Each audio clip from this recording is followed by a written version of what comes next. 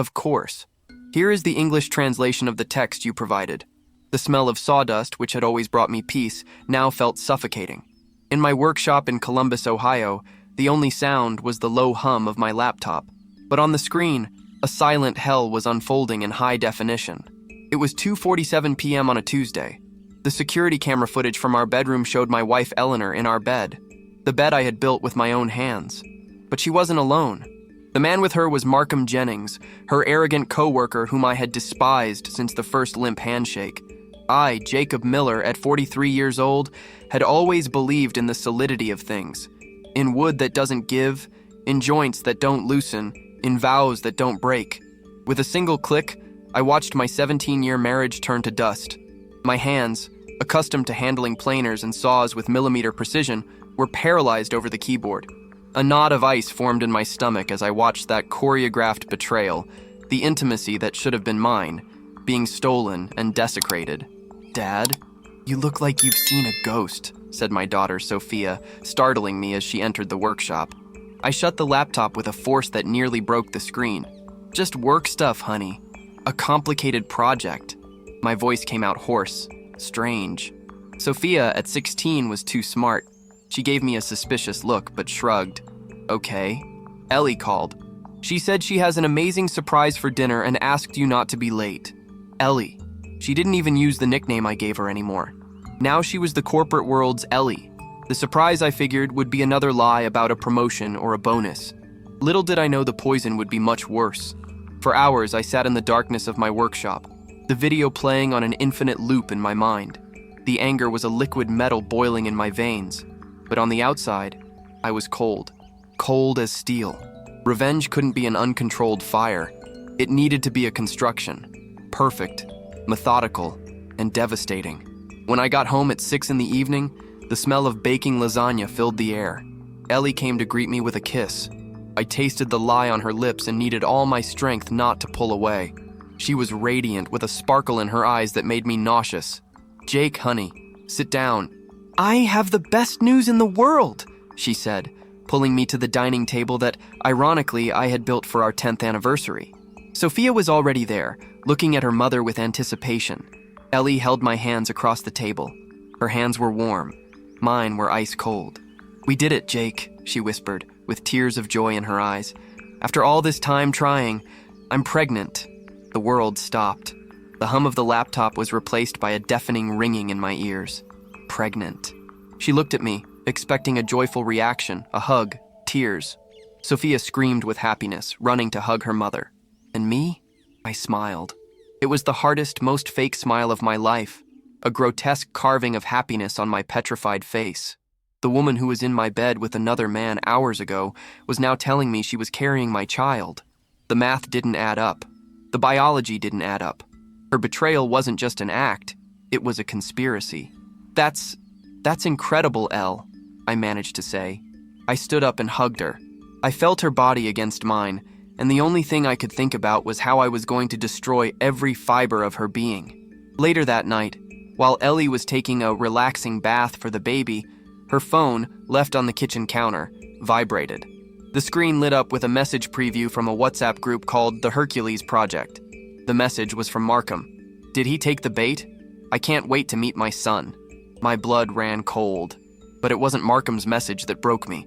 It was the one right below it, from a number I didn't recognize. Our son, you mean. We all have a stake in this. Ellie, confirm he bought it. My thumb trembled as I opened the group. Ellie's name, Markham's name, and 3 other men, all high-ranking colleagues from her company. It wasn't an affair. It was a syndicate. And the surprise she was carrying in her belly wasn't a simple lie. It was a monster with 5 potential fathers. In that moment, I knew. Exposing an affair would be too little. This didn't call for a divorce. It called for a demolition. And I, Jacob Miller, the builder, the man who turned raw wood into works of art, would be the architect of their ruin. The game had changed, and my revenge would be epic. The air in our bedroom was thin, heavy with the silence of the night and Ellie's rhythmic breathing beside me. For her, it was the peaceful sleep of a satisfied, pregnant woman. For me, it was the breathing of a monster. I lay motionless for almost an hour, feeling the warmth of her body like the radiation of a poison, each second stretching into an endless agony.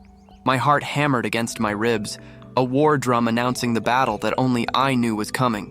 When I was sure she was in a deep sleep, I slid out of bed with the precision of a surgeon. In the darkness of the kitchen, her phone was charging, a small red light pulsing like a warning. My fingers, usually firm and steady when working with wood, trembled slightly as I picked up the device. I connected it to my laptop with a cable, initiating the data cloning software I had once used to recover files from an old phone. Every percentage point on the progress bar on the screen was torture. The fear that she would wake up, that she would come down for a glass of water and find me violating her sanctuary of lies, was a metallic taste in my mouth. I wasn't just copying messages, I was stealing the master key to her fake world. The process took 27 minutes. 27 minutes during which I held my breath, listening to every creak of the house, every car passing on the street. When the transfer was complete, I placed the phone back on the charger in the exact same position. I had left no trace. I returned to bed, lying on my back and staring at the dark ceiling. The scent of her perfume on the pillow suffocated me. I thought of Sophia, sleeping peacefully in the next room, dreaming of having a little brother. Her innocence in this story was the only thing stopping me from exploding and burning everything to the ground that very night. The pain in my chest was a physical wound, but beneath it, a structure of ice was forming. Emotion was being replaced by engineering. I had the blueprint for their destruction. Now, I needed the right materials and a solid foundation. And the first pillar of Ellie's support that I would demolish was her own family. If this story has touched you so far, like, subscribe, and turn on notifications. You won't want to miss a single detail of this revenge. The next morning, I acted like the excited husband. I made Ellie's favorite breakfast, Eggs Benedict, and talked about baby names. "What do you think of Samuel if it's a boy?" I asked, watching her eat. Every bite she took an act of betrayal. "I love Samuel," she said, smiling, her eyes shining. "You're being so wonderful, Jake." It was a performance worthy of an award. I saw right through it, saw the web of deceit behind that smile. I saw Markham. I saw the other three, and I smiled back. At 10 in the morning, I called her parents. Richard and Caroline Weatherby lived in Upper Arlington, the wealthiest neighborhood in Columbus, in a house that looked like a museum. They were the kind of people who valued reputation above oxygen. Ellie was their masterpiece, the perfect daughter with the perfect career, married to the honest, hard-working craftsman. A flawless image. "Richard, it's Jake," I said into the phone, forcing a note of urgency into my voice. "I need to talk to you and Caroline about something very serious. It's about Ellie. Can I come over?" "Of course, son. Is everything all right? You sound worried," he said, with his usual paternalistic and condescending tone. "I'll explain when I get there. And Richard, please make sure Caroline is sitting down." I arrived at the Weatherby mansion at 11, with my laptop in my briefcase. I was received in the formal living room, a cold room filled with family portraits and antique furniture. Caroline offered me tea, her silver hair perfectly coiffed. "No, thank you, Caroline. But you two need to sit down," I said, my voice firmer than I expected. I placed the laptop on the polished mahogany coffee table. They looked at each other, confused, and sat on the velvet sofa. I began without preamble. "I installed a security camera in our bedroom a few weeks ago," I said, watching their faces. "And I discovered that Ellie is having an affair." Caroline brought a hand to her mouth, a stifled gasp. Richard's face darkened. "An affair? Jake, that's a very serious accusation. Are you sure?" "I'm sure," I replied, opening the laptop. "But the situation is much, much worse than a simple affair."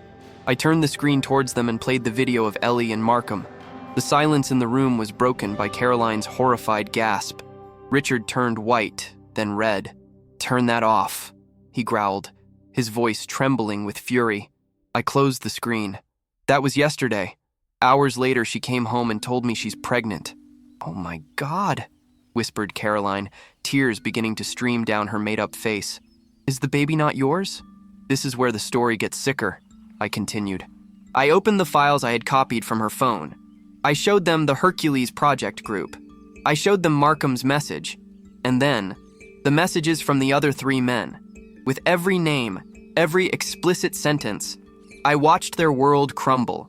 The perfect daughter, the flawless image, shattered into 1,000 pieces on a laptop screen. Richard stood up abruptly, his hands clenched into fists, his face a mask of fury and shame. "Who are these men?" he asked, his voice low and dangerous. "All executives at her company. It seems they made some sort of disgusting pact." Caroline was sobbing uncontrollably. "Our daughter. How could she? How could she do this to you, to Sophia, to our family?" I let them absorb the shock for a moment. Then I went in for the final blow. "I have a plan to expose all of them. But I need to know, are you on the side of the image she created, or are you on the side of the truth?" Richard looked at me, and for the first time, I saw something other than condescension in his eyes. I saw respect, and I saw the fury of a father betrayed by his own daughter. "She has dishonored this family's name," he said with a chilling coldness. "She is no longer our daughter as we knew her. Tell us what you need, Jake. We'll do anything." I had my first allies. Leaving that house, I felt a weight lift from my shoulders. But upon returning to my workshop, I decided to dive deeper into the group's conversations. I wanted to understand the why, and that's when I found it. Hidden amidst the jokes and vulgar comments was a series of messages exchanged between Ellie and the chief financial officer, one of the five. They weren't talking about the baby, but about a company investment fund. They talked about diverting small amounts, moving money to an offshore account. The Hercules project wasn't just about the pregnancy, it was the name of an embezzlement scheme. And the pregnancy was their insurance policy. If they were discovered, Ellie would claim stress and mental confusion due to a high-risk pregnancy, buying time and sympathy to cover their tracks. The betrayal wasn't just personal, it was criminal. My revenge had just taken on a whole new dimension. I wasn't just going to expose an adulteress, I was going to deliver a group of white-collar criminals to justice. I spent the next 2 days living an elaborate lie. I was the model husband, researching solid wood cribs online, discussing the pros and cons of water birth, even massaging Ellie's feet at night while she talked about her difficult mornings. Every touch was repulsive, every word of affection a poison I swallowed with a smile. Inside, I was a machine. I analyzed every line of the Hercules project conversations, every financial transaction they mentioned. They were smart, using coded language, but I'm a builder. I recognize a flawed structure when I see one. The embezzlement scheme was small but consistent, like a slow leak designed to go unnoticed. They were bleeding the company dry, bit by bit. With the financial evidence organized and the videos of the betrayal saved in 3 different locations, my plan took shape. The stage for the final act would be our home, the place where I built a life and where they desecrated it. I needed all 5 of them there together. The trap had to be perfect. On Wednesday night during dinner, I cast the bait. "Ellie, I have incredible news," I said, with the most genuine tone I could muster. "Remember that architect from Chicago, Mr. Davenport, who saw my portfolio? He's hired me to design and build all the furniture for his new country house. It's a huge contract, the biggest of my life." Her eyes lit up. Money. It was the only language she truly understood. "Jake, that's fantastic. When do you start?" "It's all very last minute. He wants me to go there tomorrow to see the property and sign the papers. I'll be there until Saturday night." "Alone for 3 nights?" she said with a fake pout. "I'm going to miss you." "Me too," I lied. "But think about what we can do with this money. An amazing nursery. The best things for our child." She took the bait, hook, line, and sinker. That same night, I saw her furtively sending a message on her phone. I no longer needed to clone it. I already knew what was happening. The cat was away, and the mice would play. On Thursday morning, I packed my bags. I put old work clothes in a duffel bag, hugged Sophia, who seemed genuinely sad about my departure, and gave a cold kiss to Ellie's forehead. "Take care of yourself. Take care of our little miracle," I whispered in her ear. She smiled. I drove for 20 minutes towards Chicago, to the next town, and stopped at a cheap roadside motel. From there, I called Richard Weatherby. "It's done. I've left the house. She thinks I'm on my way to Chicago." "Excellent." His voice was icy. "Caroline and I are ready. What time?" "The show starts at 8 tonight. Be on the corner of my street at 7:50 p.m. Not a minute sooner. And don't call me. I'll call you." The rest of the day was the longest wait of my life. I stayed in the musty motel room, watching the hours crawl by on the digital clock. I didn't eat. I didn't drink. I just replayed the plan in my head, every step, every contingency. At 6:30 p.m., my phone, connected to an app that mirrored notifications from the front door security camera, vibrated. The first car arrived. It was Markham Jennings in his silver BMW. Over the next 20 minutes, the other three arrived, one by one. The Hercules project was assembled. At 7:51 p.m., I parked my car 3 blocks from the house and walked through the shadows to the corner, where Richard's black sedan was waiting with its headlights off. I got into the back seat. Caroline was in the passenger seat, her face pale and tense, clutching her purse like it was a weapon. Richard looked like a general about to enter battle. "Are they all inside?" he asked. "Yes. The house is full of vermin." "What will we do if they deny it?" Caroline asked, her voice trembling. "They won't be able to deny it," I said. I handed Richard a tablet. "This is live streaming the audio from inside the house. I hid a microphone in the living room last night. I want you to listen." We put in our earbuds. The scene in my living room unfolded in our ears. Laughter, the clinking of wine glasses, and Ellie's voice, loud and clear. "He bought the whole thing. The husband of the year went to Chicago to build his little wooden toys. He has no idea that the biggest project of his life is being financed by us." I heard Caroline gasp beside me. They spoke openly about the embezzlement, about the pregnancy as an alibi. They discussed the division of money and laughed at my naivety. Markham made a joke about how proud I would be that my son had so many rich godfathers. It was the last straw. "Enough," Richard said, taking off his headphones. "Let's end this." We walked down the dark street, 3 figures driven by a righteous fury. I used my key to open the front door, the click of the lock sounding like a gunshot in the night silence. We walked in. They were in the living room, spread out on my couches, wine glasses in hand, celebrating their victory. The ambient music stopped when they saw us. Ellie's smile froze on her face. The other 4 men looked from us to her, confusion turning to panic. "Surprise," I said, my voice echoing in the silent room. "It seems the flight to Chicago was canceled." Markham was the first to stand, knocking over his wine glass on the carpet. "What the hell is this, Ellie?" "Jake, and Mom? Dad? What are you doing here?" Ellie stammered, desperately trying to regain control. "We came for the Hercules project board meeting," Richard said, his voice as sharp as broken glass. "It seems we had a few items on the agenda to discuss. Fraud, conspiracy, adultery." Panic set in. Their faces went from shock to fear. I was expecting screams, denials, excuses. But I had underestimated Ellie's capacity for evil. She looked at me, and the fear in her eyes was replaced by something terrifying, a cold, calculated smile. She stood up slowly, one hand protectively on her stomach.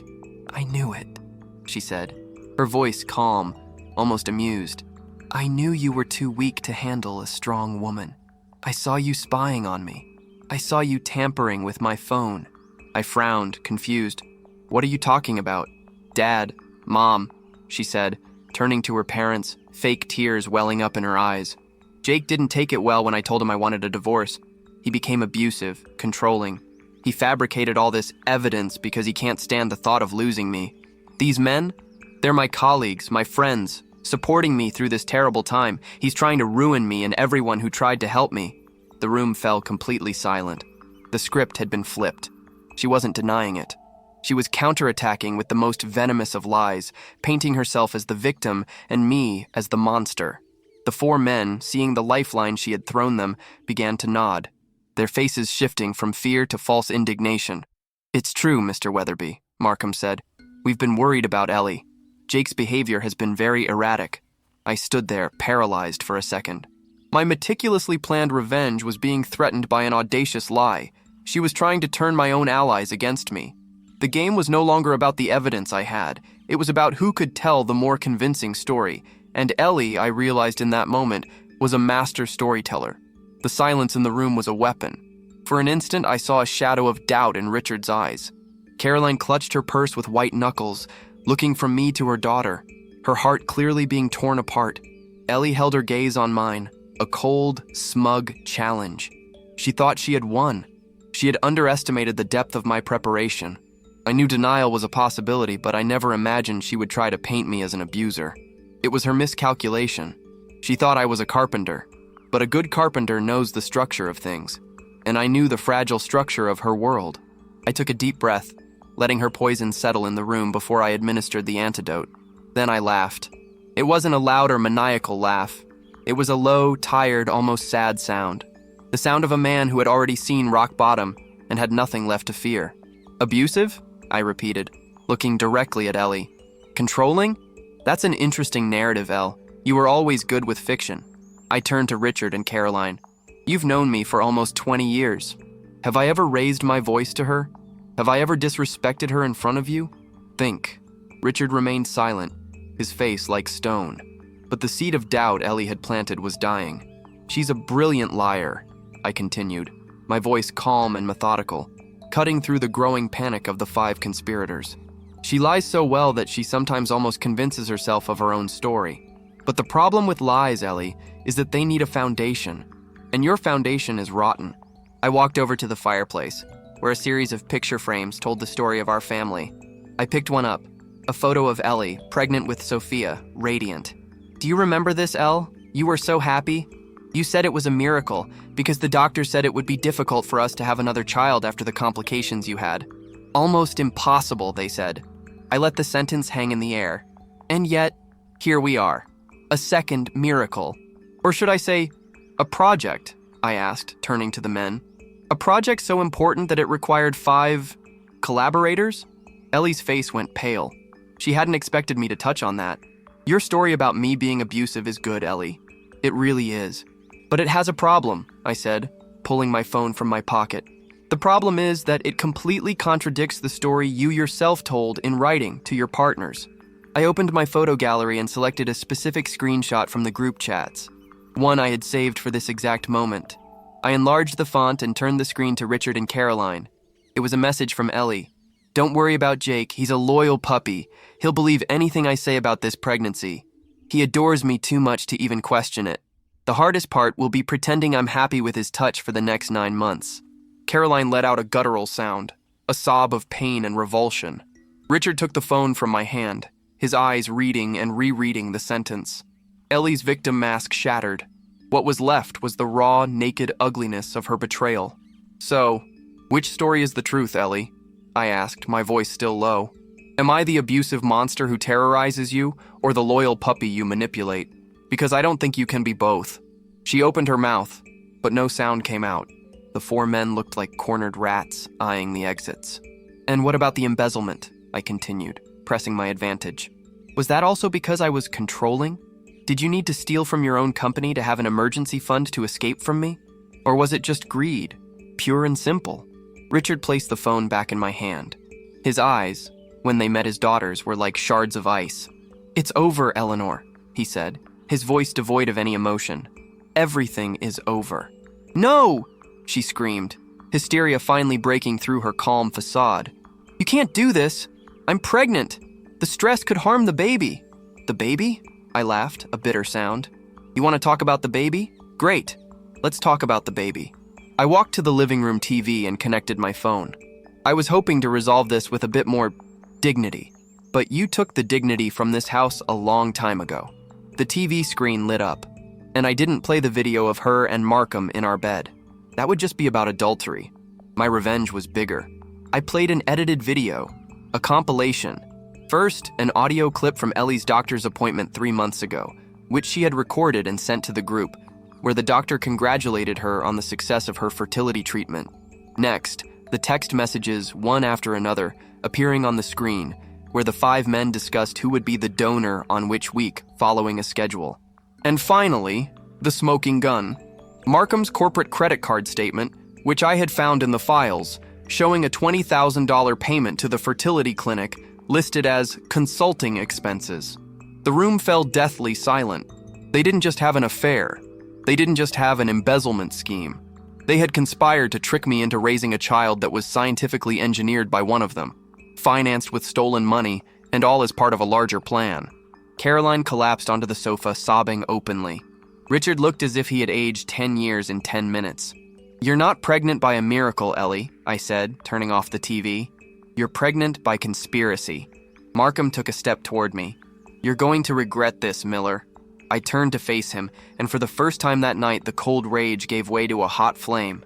No, you are. Every single one of you. I looked at the clock on the wall.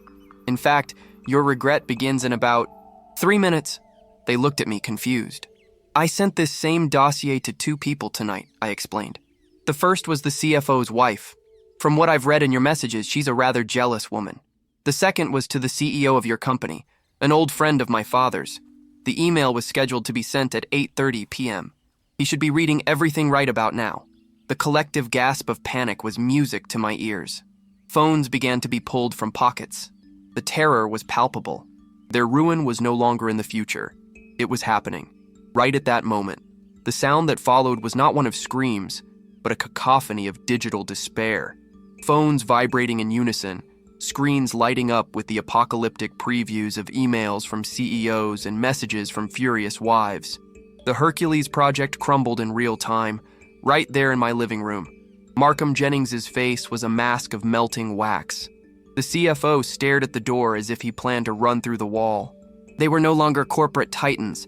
They were scared children in the principal's office. Ellie, however, made one last pathetic play. She turned to me, her rage replaced by a desperate plea. Jake, please, think of Sophia. This will destroy her. I have thought of Sophia every single second of the last few days, I replied, my voice cutting through the air like a blade. I thought of her when I found out her mother was deceiving her. I thought of her when I found out you and your partners planned to use a baby as a shield for a crime. You are the only person here who never thought of Sophia. I turned back to the 5 of them. I believe the party's over. Get your things and get out of my house. No one moved. It was Richard Weatherby who sealed their fate. He walked slowly to his daughter, his face etched with deep pain, but with an iron resolve. Eleanor, he said, and the use of her full name was like a blow. You have dishonored us. You have dishonored yourself. Leave this house and do not contact us. Don't call. Don't write. To us, the daughter we raised died tonight. Caroline's weeping was the only sound as Ellie, finally broken, was effectively excommunicated by her own family. One by one, the men filed out in silence, like defeated soldiers fleeing the battlefield. Ellie was the last to leave. At the door, she looked back at me one last time, not with anger, but with the emptiness of someone who has lost absolutely everything. I felt nothing. Not pity, not hatred. Just the end. In the days that followed, the implosion was total and spectacular. The corporate scandal was the news of the week in Ohio's financial world. All 5 were fired for cause. The internal investigation uncovered the embezzlement, leading to federal criminal charges. The CFO's wife filed for the most public and vengeful divorce the city had ever seen, ensuring every sordid detail was leaked to the press. Markham Jennings, his career and reputation in ruins, sold his BMW and disappeared. My divorce was a formality. With the irrefutable evidence of adultery, fraud, and conspiracy, the judge granted me the house, full custody of Sophia, and a division of assets so favorable it was practically a legal annihilation. Ellie, abandoned by her parents and penniless, left the state. The last I heard, she was living in a small rented apartment, her life of luxury and lies exchanged for one of obscurity and shame. But my biggest battle was yet to come, telling Sophia. I took her to the park on Saturday, the same one where I taught her to ride a bike. We sat on a bench facing the lake, and with the heaviest heart of my life, I told her. Not the sordid details, not about the 5 men or the fertility clinic. I told her the essential truth, that her mother had made terrible choices, that she had broken our family with lies and betrayed the trust of everyone, including her, and that the pregnancy, unfortunately, was part of those lies. She cried with anger, with sadness, with confusion, and when the tears dried, she hugged me with a strength that surprised me. I'll always be your daughter, Dad, only yours. In that moment, I knew I had won. The real victory wasn't Ellie's ruin, but the preservation of my daughter's love. 6 months later, life found a new rhythm. The house, once a stage for betrayal, became a home again. My workshop, my sanctuary. The smell of cedar and sawdust once again became a smell of peace, of creation. Sophia and I became a team, navigating our new life with an honesty that healed the wounds. One afternoon, she came into the workshop as I was finishing a bookshelf. You know, Dad, she said, running her hand over the smooth wood, I thought you destroyed Mom's world. I stopped sanding and looked at her. Sometimes I think so too. But I was wrong, she continued, with a small smile. You didn't destroy her world. You just turned on the lights so everyone could see the mess she had already made. And you saved ours. In that moment, all the weight, all the anger, and all the pain of the last year simply dissolved. Revenge hadn't consumed me. It had freed me. I was no longer the betrayed husband. I was a builder, and from the ruins of a life of lies, I had built something new. Something smaller, perhaps, but infinitely stronger. Something real. If this journey of justice and reconstruction has impacted you, don't forget to leave a like and subscribe to the channel so you don't miss any stories. Activate the bell to be the first to know about new updates, and comment below what city you're watching from. I can't wait to read your opinion. Explore the other videos on the channel and dive into more emotional narratives like this one.